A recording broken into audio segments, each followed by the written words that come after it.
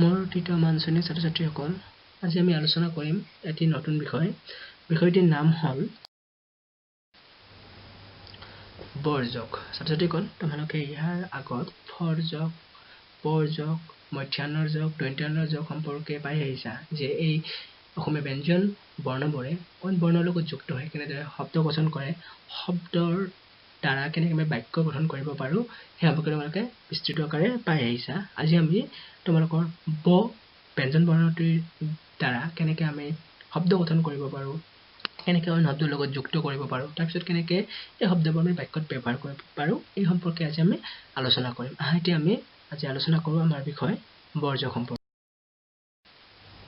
তোমালোকে চাই লোৱা যে মোৰ লগত যদি আমি ব যুক্ত কৰোঁ তেতিয়াহ'লে ময়বম্ব হ'ব। আৰু এটা কথা মনত ৰাখিবা, যিটো শব্দৰ লগত যুক্ত কৰিবা সেইটো শব্দ সদায় আগত থাকিব আৰু যিটো শব্দৰে যুক্ত কৰিবা সেইটো পিছত থাকিব। যেনে আমি বৰ লগত যুক্ত কৰিম, সেয়েহে আমি মটো আগত দিছোঁ, আমি ম কি কৰিম যে মোৰ লগত যদি ব যুক্ত হয় কেনেকৈ আৰু কি ৰূপ ল'ব সেইটো আমি জানিম। সেয়েহে বটো আমাৰ মূল শব্দ, আমি বটো বেলেগ শব্দৰ লগত যুক্ত কৰি চাম। সেয়েহে যিটো বেলেগ শব্দ আমি ল'ম সেইটো সদায় আগত হ'ব, নহ'লে তোমালোকৰ এইটো উল্টা হৈ যাব।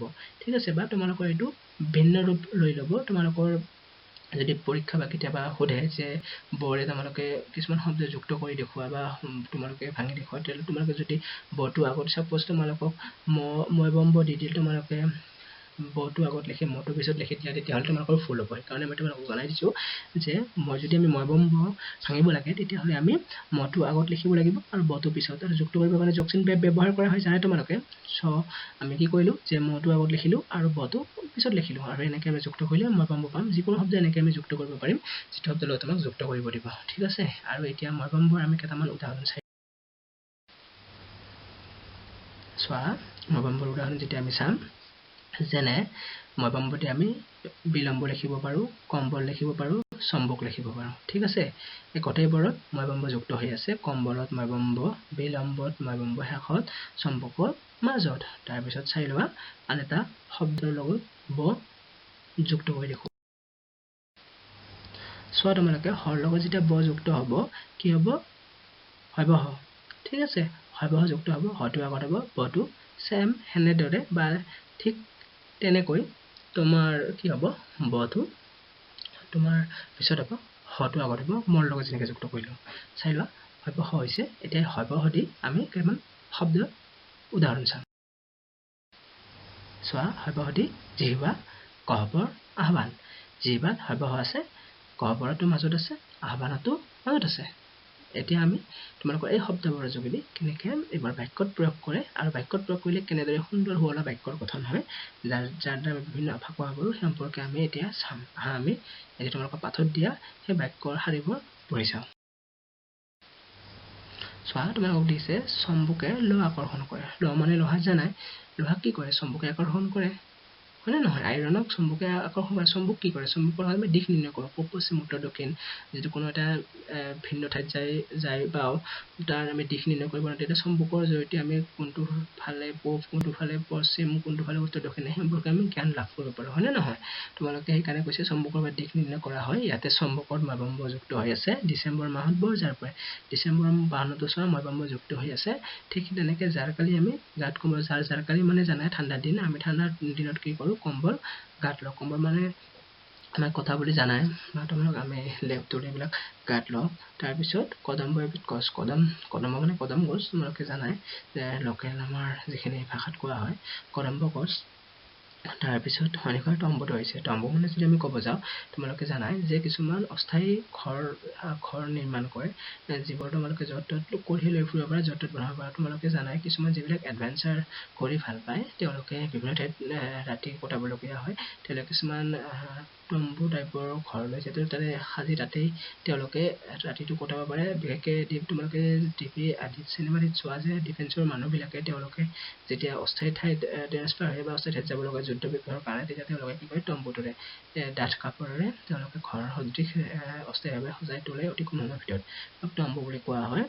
যেনে জিভা মানে আমাৰ জিভা, যেনেকুৱা জিভা মানে আমাৰ কি কৰা হয়? জিভা মানে জিভা জানাই সকলোৱে। আৰু এটা কথা কওঁ, তম্বু জানাই পূজা, মেল মিটিং আদি আমি কি অতিৰ পৰা আনি আমি বাঁহ কাটি আমি কি কৰোঁ আমি ঘৰ দুৱাৰ বনাওঁ নহয় সেই তম্বু বুলি আমি সাধাৰণ ভাষাত ক'ব পাৰোঁ তাৰপিছত এই জিভাৰ দ্বাৰা আমি কি কৰোঁ সোৱাদ লওঁ জিভাৰ কথাত আমি আহিলোঁ য'ত কামাখ্যা দেৱালয়ত অনুষ্ঠিত হোৱা অম্বুবাচী মেলাত ঠাইৰ পৰা ভক্ত আহে অম্বুবাচী মেলাৰ সম্পৰ্কে জানাই তোমালোকে অম্বুবাচী মেলাত নানা ঠাইৰ ভক্ত আহে তাৰপিছত মুম্বাই এখন ডাঙৰ চহৰ মুম্বাই জানাই মহাৰাষ্ট্ৰৰ মুম্বাই ডাঙৰ চহৰ সেইটো সকলোৱে জানে মুম্বাইতো মৈবাম্বযুক্ত হৈছে অম্বুবাচীত মৈবাম্বযুক্ত হৈ আছে তম্বুত মৈবাম্বযুক্ত হৈ আছে জিভাত সৰ্বসযুক্ত হৈ আছে তাৰপিছত আদিম লোকসকলে গহ্বৰত বাস কৰিছে গহ্বৰ মানে গুহা গহ্বৰতো সৰ্বসযুক্ত হৈ আছে ইয়াৰ পিছত আমি ইয়াৰ প্ৰশ্ন উত্তৰ সম্পৰ্কে আলোচনা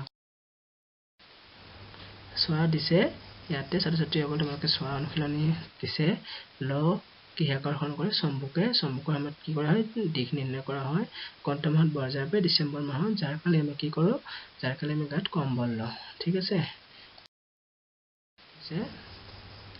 কদম্বকী এবিধ গছ এনেকৈ কি কৰিছে তম্বু তৰিছে জিভাৰ সহায়ত কি কৰোঁ সোৱাদ লওঁ আদিম মানৱে ক'ত বাস কৰিছে গুহাত তাৰপিছত অৰ্থ লিখা দিছে বিলম্ব মানে পলম গহ্বৰ মানে গুহা জাৰ মানে ঠাণ্ডা কম্বল মানে ডাঠ ঢকা কাপোৰ তম্বু মানে লগত লৈ ফুৰিব পৰা কাপোৰৰ ঘৰ মই কৈছোঁ তাৰপিছত দিছে তোমালোকৰ যুক্ত আখৰ মৈবাম্ব মানে কম মৈবাম্ব দি আমি যদি শব্দৰ সৃষ্টি কৰোঁ তেতিয়াহ'লে কম্বল বিলম্ব আৰু চম্বুক লিখিব পাৰোঁ আৰু আছে বহুত তোমালোকক তিনিটা সহজ দি দিছোঁ সৰ্বসদি যদি আমি চাওঁ তেতিয়াহ'লে গহ্বৰ জিভা আহ্বান আমি লিখিব তাৰপিছত এতিয়া আমি চাম খালী ঠাই পূৰ কৰা ইয়াতে দেশে লোৱা আকৰ্ষণ কৰে চম্বুকে দেশ এবিধ গছ কদম্ব দেশ মানে জিভা মানে সৈনিকসকলে দেশ তৰিছে তম্বু তৰিছে আদিম মানৱসকলে দেশত বাস কৰিছিল গহ্বৰত বাস কৰিছিল বা গুহাত বাস কৰিছিল আমাৰ কংসত খংস মিলাব দিছে কংসৰ খংস ডিচেম্বৰ মাহত বৰজাৰ পৰে জিভা মানে জিভা মুম্বাই এখন ডাঙৰ চহৰ যাৰ কালি আমি গাত কম্বল লওঁ চম্বুকে আকৰ্ষণ কৰে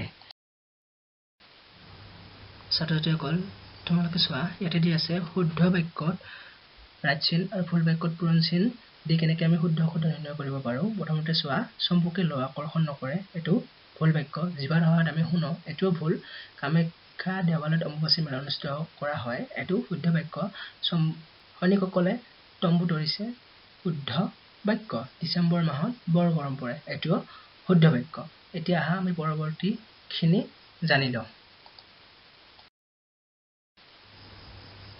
কঠিন শব্দৰ অৰ্থ বিলম্ব মানে পলম গহ্বৰ মানে গুহা কম্বল মানে ডাঠ ঢকা কাপোৰ তম্বু মানে গাত লগত লৈ ফুৰিব পৰা কাপোৰৰ ঘৰ যাৰ মানে ঠাণ্ডা জানাই এইখিনি আছিল আজিৰ ভিডিঅ'টিৰ মোৰ বক্তব্যখিনি তোমালোকে আশা কৰোঁ গোটেইখিনি বস্তু ভালদৰে অনুধাৱন কৰিব পাৰিছা যদি একো বুজি নোপোৱা মোৰ লগত যোগাযোগ কৰিবা মই এইখিনি বস্তু তোমালোকক চমুকৈ বুজাই দিয়াৰ চেষ্টা কৰিলোঁ আশা কৰোঁ তোমালোকে বুজি পাইছা আৰু এইবিলাক টুকিলে মোক ভালদৰে দেখুৱাই দিবা